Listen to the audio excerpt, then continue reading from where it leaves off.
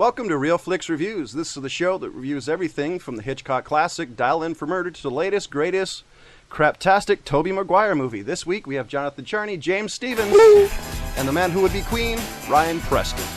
Hey!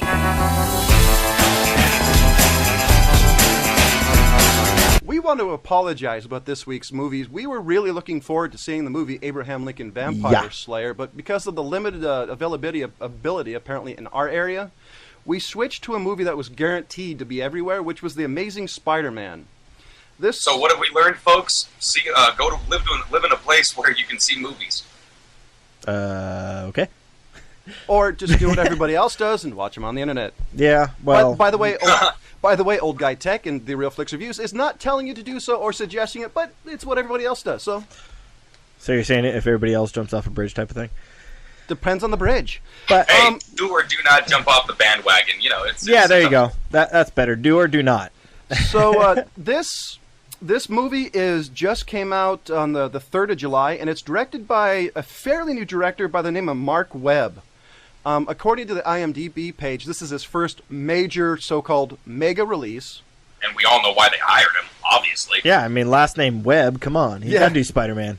But so he did movies like 500 Days of Summer and an episode of The Office and music videos. Wait, he did 500 Days of Summer? Yeah. Yeah, that was his first one. I think that's where he got Emma Stone. Really? That's a good one.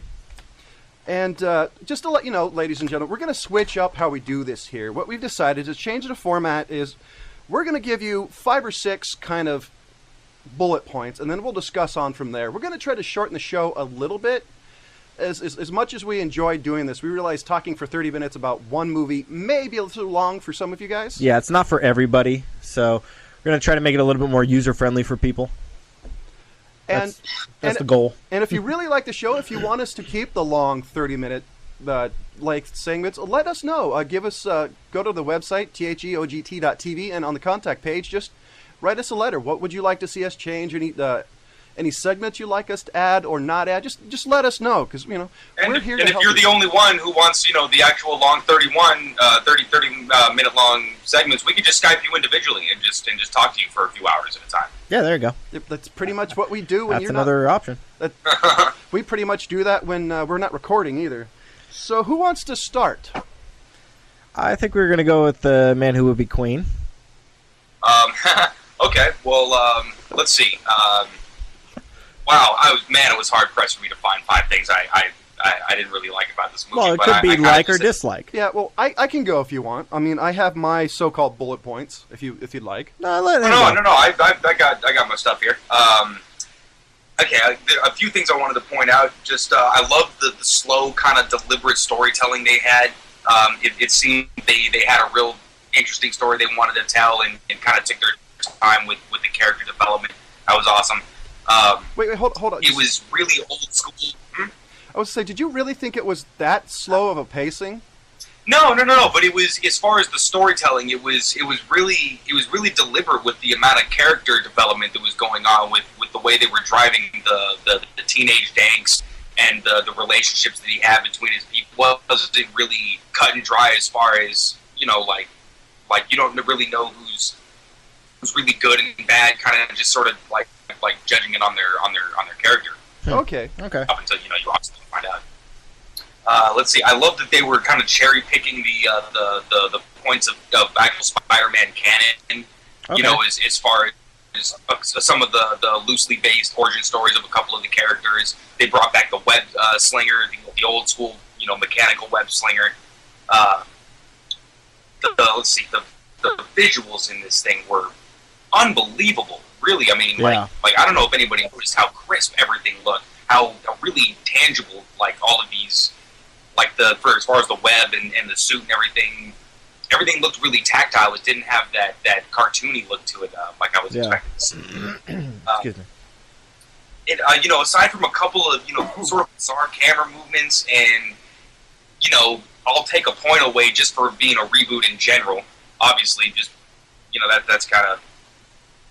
Everybody was already, a little weirded out on that. But sort of a few reminders, I don't know if they were tips of the cap to Sam Raimi's, version of it, but I seem to sort of be taking a couple of things from there. I love the villain. I love the recent Fonz. I love all the actors in it. They really kind of went all out as far as hiring good people to play the characters. Yeah. But okay. So what? Yeah. I'm curious. What did you see that you thought was kind of a tip to the hat to Sam Raimi, the guy who directed the other 3 Spider-Man movies? Let's see. What was I thinking of at the time when I wrote that? I think the way that Uncle Ben went down. I think there was a couple things in the training thing, but I mean, a couple of them could just be attributed to actual, Spider-Man. See, I was thinking you were kind of thinking of the part where he fell through and landed in the ring. But that's canon, though. Yeah, that is canon. I mean, but I mean, it was kind of, you kind of half expected him to all of a sudden just become a wrestler after that point. True. I mean, what I really liked was how funny Spider-Man was, because in the comics he was always kind of a smartass, always sort of just playing with people, and really had that teenage, like what the hell, the way he was acting with his principal with the skateboard. It's like, yeah, okay, and then jumped back on it. Yeah. I thought that was really, really cool to see. And to get along with my points, along with Ryan, I really enjoyed the color choices. This didn't have...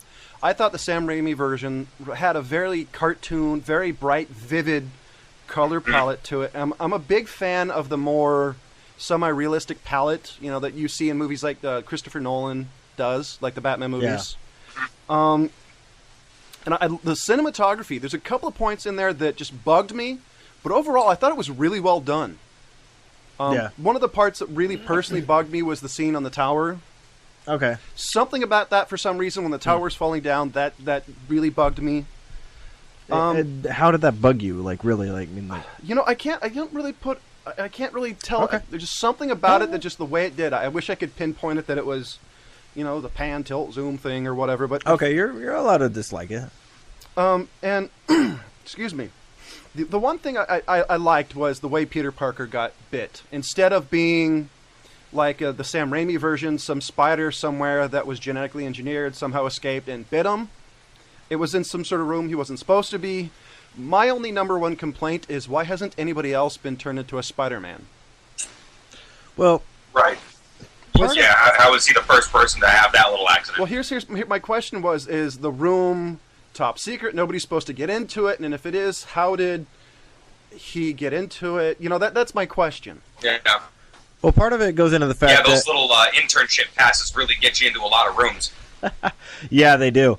The thing about that, and I don't want to get too far into that, is the fact that I believe they're going to bring out some underlying story about his dad and some genetic manipulation his dad did on him.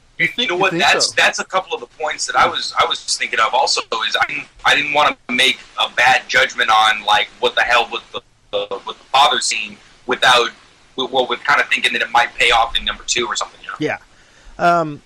Did you have any more points, John? I was gonna. Oh yeah. I can. I liked the web shooters. I liked the web shooters a lot better than I did the glands that they had in the Tobey Maguire version. That bugged me. Yeah. Mainly because I always thought the web shooters, the little device on the wrists, just added a more depth to the story. Yeah. And you could run out and Yeah, it gives you moments that you can drive the story besides he's having an emotional breakdown, and for some reason those glands don't work when he's under high emotional stress. Toby. The other one, the thing that actually kind of irritated me was the replacement for the line, "With great power comes great responsibility." I love that line. In my opinion, that's one of the best lines ever written for any sort of superhero introductory story. I would agree. And that was in the comic back in the day. Yeah. That was how it was written. Instead of that, you have a moral responsibility to do good. Yeah, I really disagreed with that with the new replacement, because I thought when you're saying with great power comes great responsibility, it's not coming from a moral angle.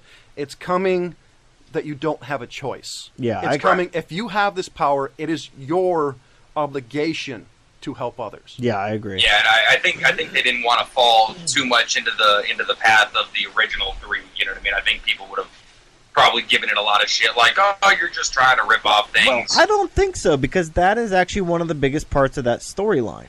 Yeah. Is that philosophy that was given to him by his Uncle Ben.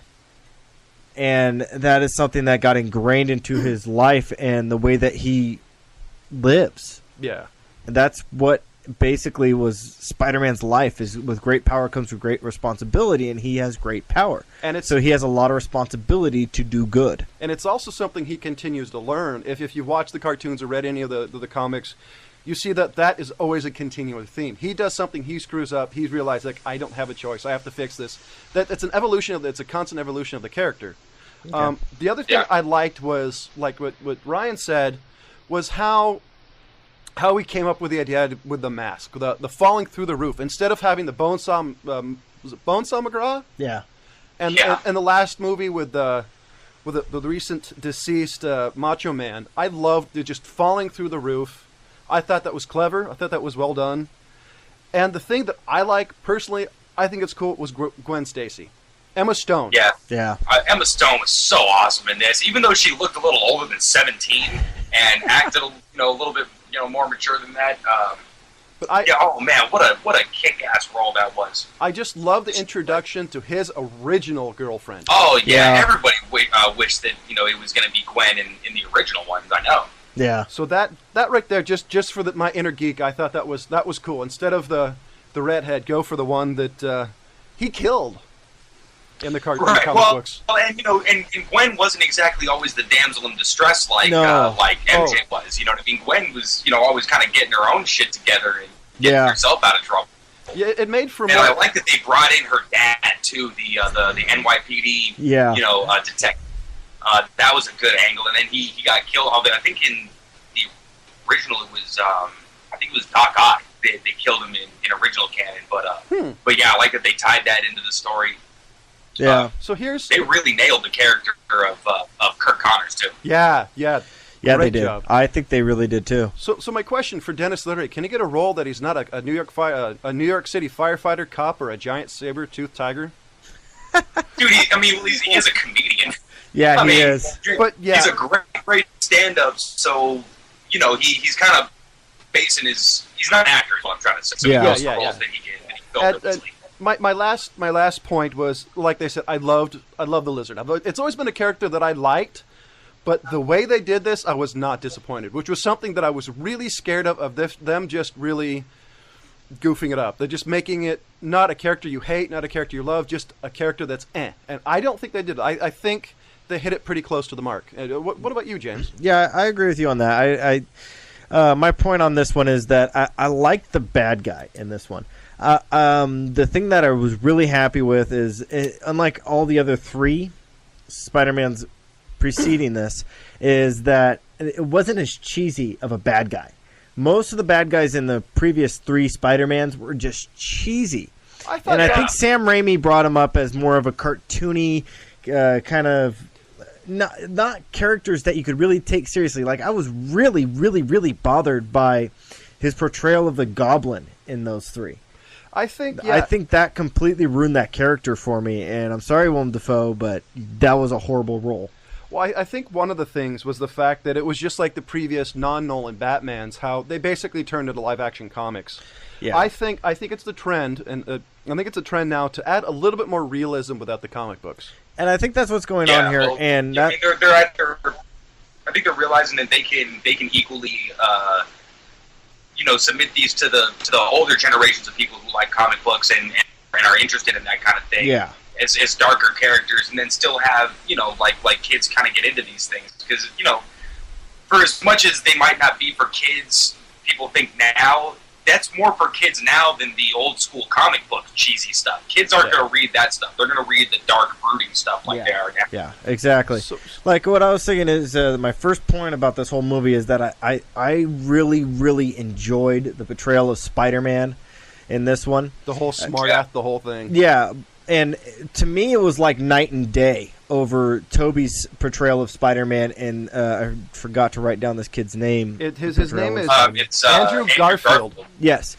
And the thing about him that I enjoyed over Tobey's most of all, this is one of my other points, is that you brought it up that he's got that witty, smart aleck thing going on of, that I'm swinging here, Get out of my Right, way, yeah, you know. not so much of a smartass, or not so much of a kind of a weenie as Toby was. Yeah, and this kid's only got 19 movies underneath his belt, and there was some forced acting in here, such as, you know, where's my daddy to give me this advice that John just brought up, was the different, that he had the moral obligation. That part right there, kind of, if you look at his face and the way he forced that line out, it wasn't very good, and it showed his immaturity as an actor.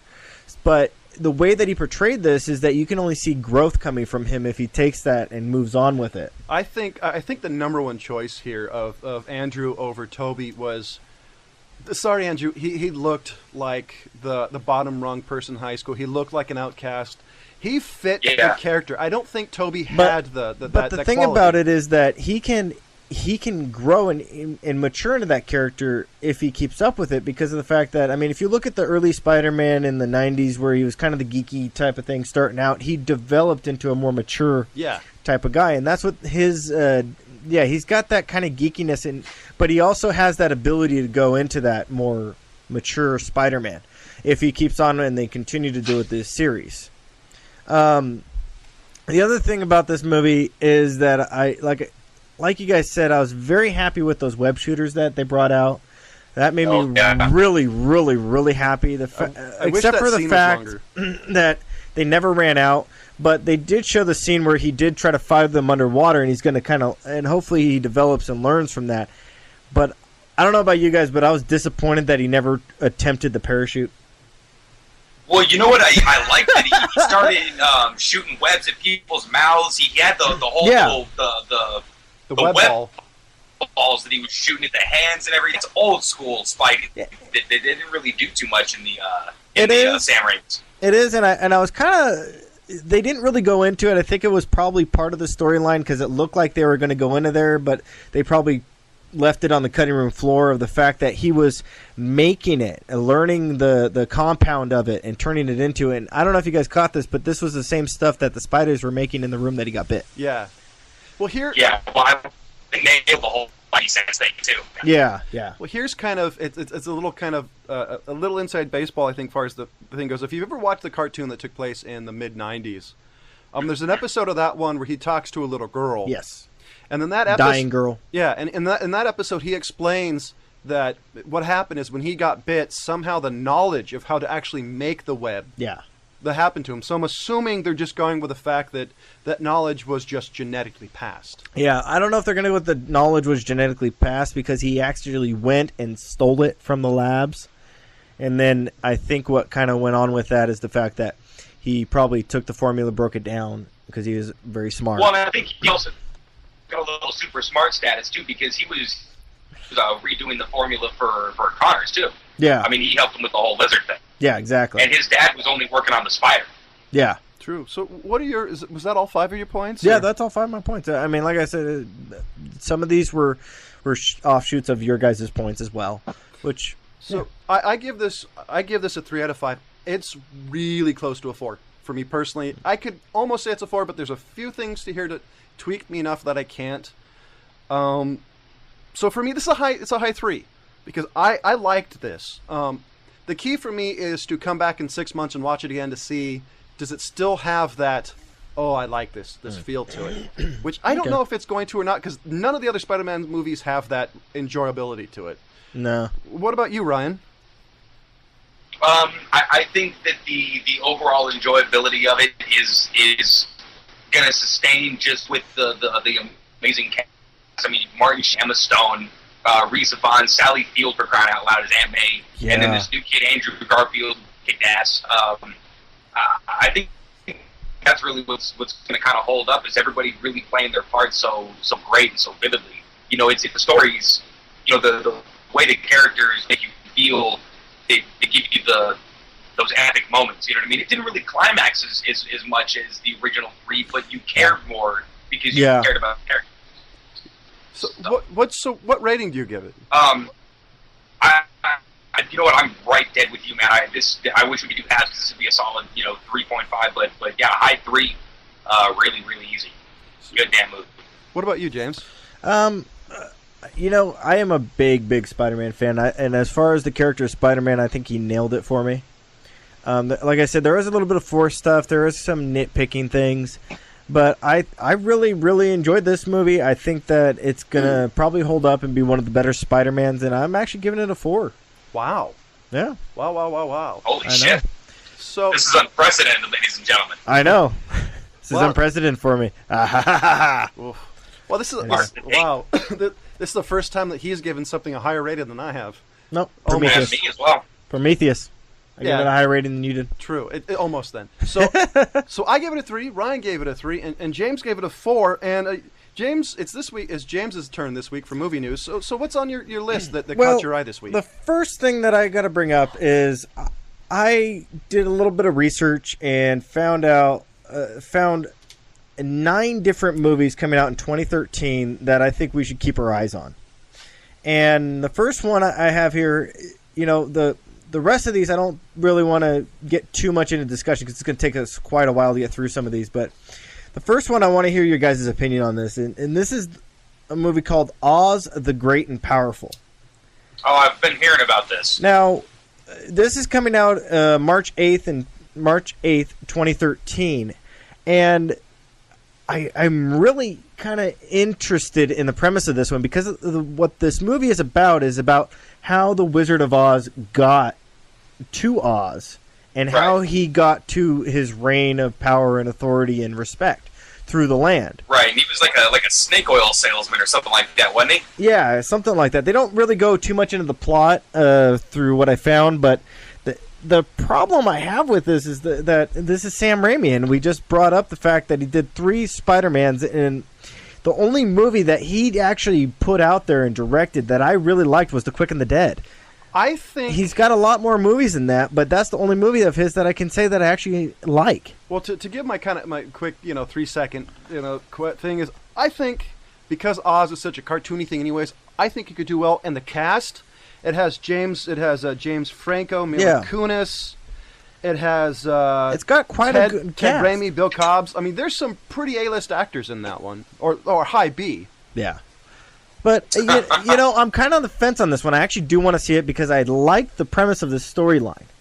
I do. I really do like the premise of this storyline. I've always been kind of interested in that. I mean, if any of you guys ever grew up or have seen Wizard of Oz, you kind of have this mysterious thing of, where did this guy come from? How did he get there? And they never really tell you about that. He's the man behind the curtain. I am hoping that he has a tie-in with the Ruby Slippers. That's my thing. That would be kind of cool. I'm hoping they tie that into him somehow. That'd be kind of cool. Ryan, what do you got here? As far as the Oz? Yeah, what do you think of it? What do you think? Oh, man, I'm... it's probably going to go the same way that everybody's kind of doing movies now. It's going to be the dark version of Oz now. And, that's kind of what I'm expecting. I mean... And you know what? It's only a matter of time before everybody kind of gets sick of this shit. And it's not something that I really personally want to get sick of. Like, I'm kind of enjoying the little different takes, or just the slightly darker, takes on things. But at the same time, if 5 years from now I'm watching another, Wizard of Oz after this one, what the hell, man? I just don't want to watch the same 14 movies over and over and over again for the rest of my life. Exactly. Well, don't worry, you have RoboCop in the middle of that one. Oh, hold on. Yeah. All right, are you guys ready for this one? Coming out in June 14, 2013 is Man of Steel with Henry Cavill as Superman. Now, hold on. I got some big names. Don't look it up, John. I want your first things on this one. Okay, I'm listening. So, playing Jor-El, Soup's dad, is Russell Crowe. Who's playing Superman? Work. You have Kevin Costner playing Jonathan Kent, and Lawrence Fishburne playing Perry White. What? Perry White. Who was Perry White again? He is the owner of the newspaper. Perry White's the okay. Planet editor-in-chief. Yes. So, I mean, there's a big name actors in this one, and I'm kind of thinking maybe they're actually going to do Superman right. Oh, wait a minute. Wait, hold on. The lead guy, the Henry Cavill, who's going to play Superman, was the movie Immortal. Yeah. Interesting. So, I mean, this one, just on the fact that, I mean, they even got Russell Crowe, Kevin Costner, who basically doesn't do these types of movies. Honestly. But Kevin Costner would be freaking dope for, who is he playing? Jonathan Kent. Well, he's just the perfect age for it. Have you seen him in the what was it, the Hatfields and the McCoys? I know. He's right at that kind of fat age. And then we even have old and bearded. But we even have Fishburne jumping on board here. I mean, seriously, really? I wonder how many people are going to flame it online as, what? Perry White's black? Oh, I know. This is an outrage. That's racist. I actually, I have to admit, I'm looking forward to this. Yeah. And I don't like Superman in the least, but this one looks interesting enough to pique my interest. Okay, another one coming out May 3rd, 2013 is Iron Man Goes to China. Really? Is that like a real thing? Iron Man 3. Iron Man Goes to China to fight Mandarin. Oh, this one? Oh, okay. I thought... Is that like an actual subtitle? No. That's one that I threw in there. This one, though, Okay. this one has the tie-in to Extremis. Yes, it does. This is the one where he can control the suit via his mind. And, oh my God, Guy Pearce is in this movie. Yeah. So, this one, I mean, I'm kind of looking forward to it. It's keeping basically the same billing as all the other ones, keeping the canon of the same actors, which is really cool. I like that. I don't like movies where they throw out a main character in replacement. Ben Kingsley's playing the Mandarin. Yeah. That'd be amazing. I can't wait to see this. And November 8th, we have Thor 2 coming out. There's no summary on this one yet. Really? But Thor 2 is coming out next year. This is another one to keep your eye on because I really like the way they portrayed Thor, the first one. And hopefully they bring in something about the Rainbow Bridge. That'd be kind of cool. And, all right, guys, July 26th. Are you guys ready? Hugh Jackman is back as Wolverine.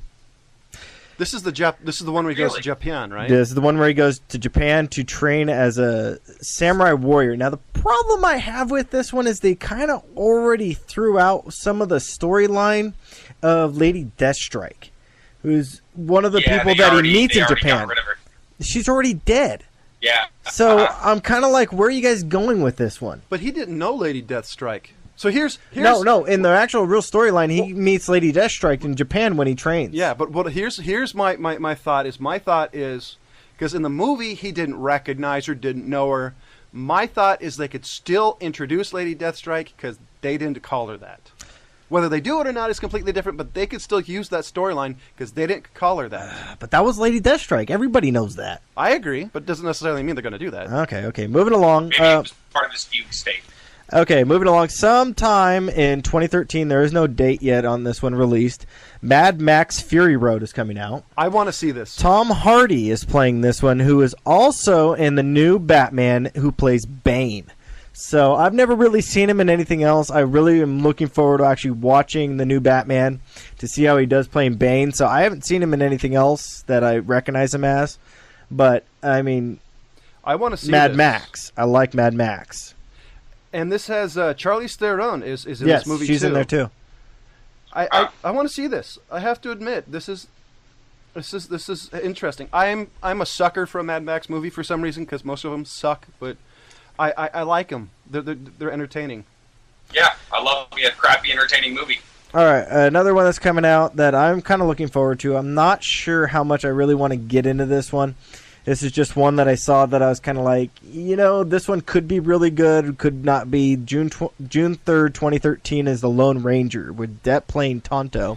And Armie Hammer, playing the Lone Ranger, who is also the prince from Mirror Mirror. And I actually like this guy, Armie Hammer. Did you actually watch Mirror Mirror, Ryan? No.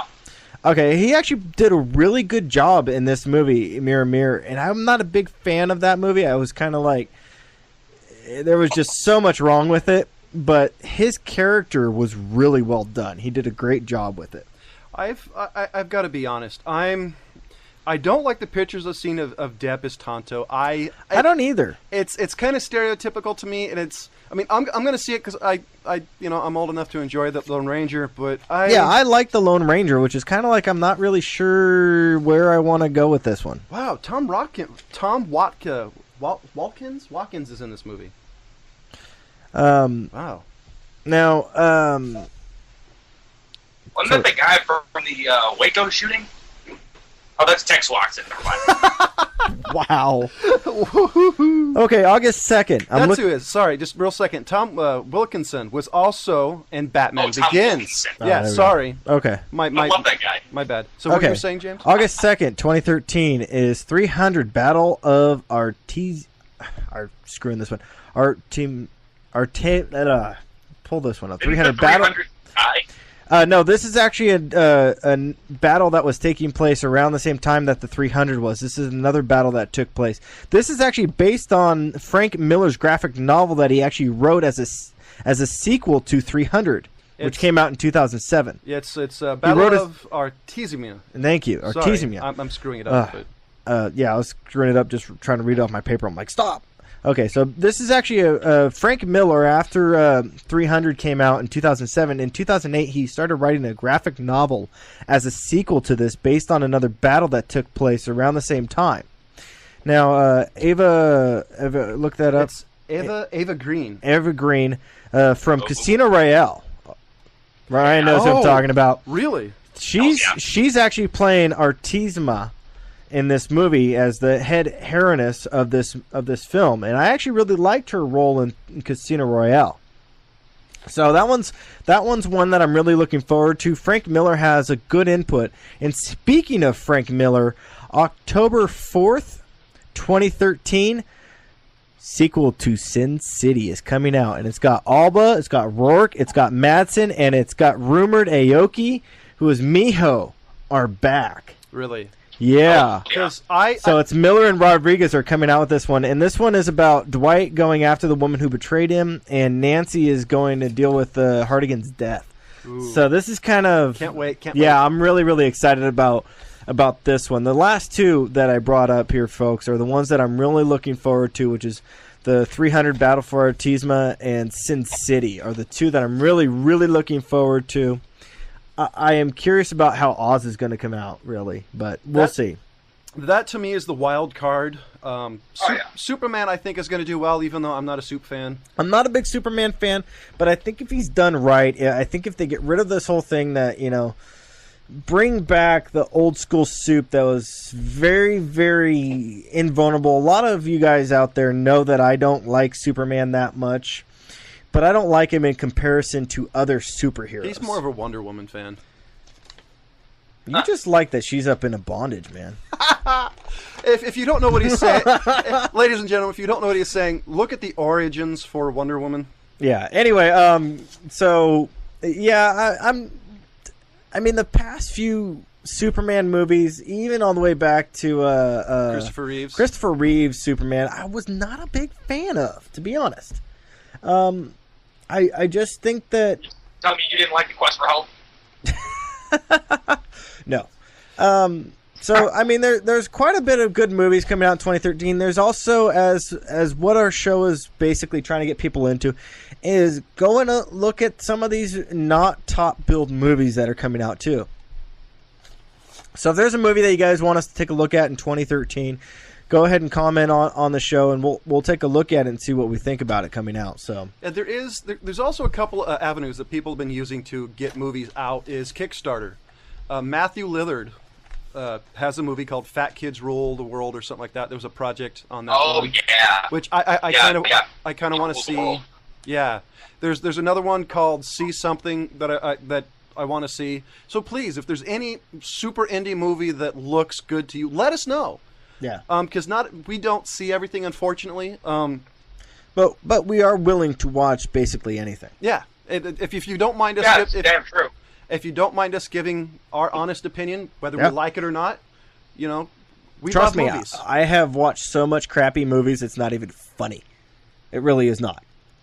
No, it's not. So it's a long list of trauma disappointments. So John's got Trauma and Wickeds, yeah. So next week's pick is mine, and I wanted to change it up a little bit. Next week we're going to watch the original Ghost in the Shell. It's the original movie released in '95, and this isn't version 2.0. This isn't any of the remakes. This is the original Ghost in the Shell that everybody just says it's the revolutionary anime. Probably like in the ilk of Evangelion. I like this movie.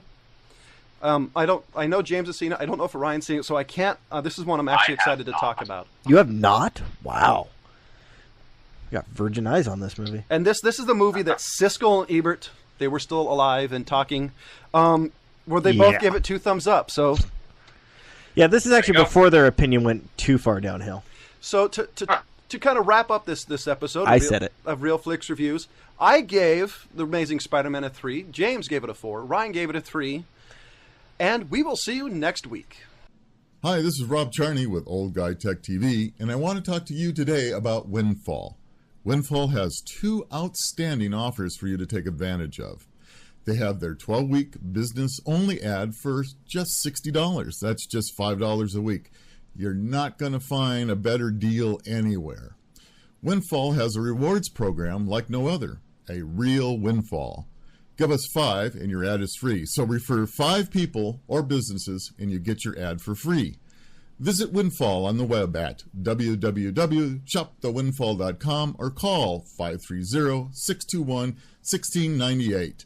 Everybody needs a windfall. Thank you, Windfall. See you soon.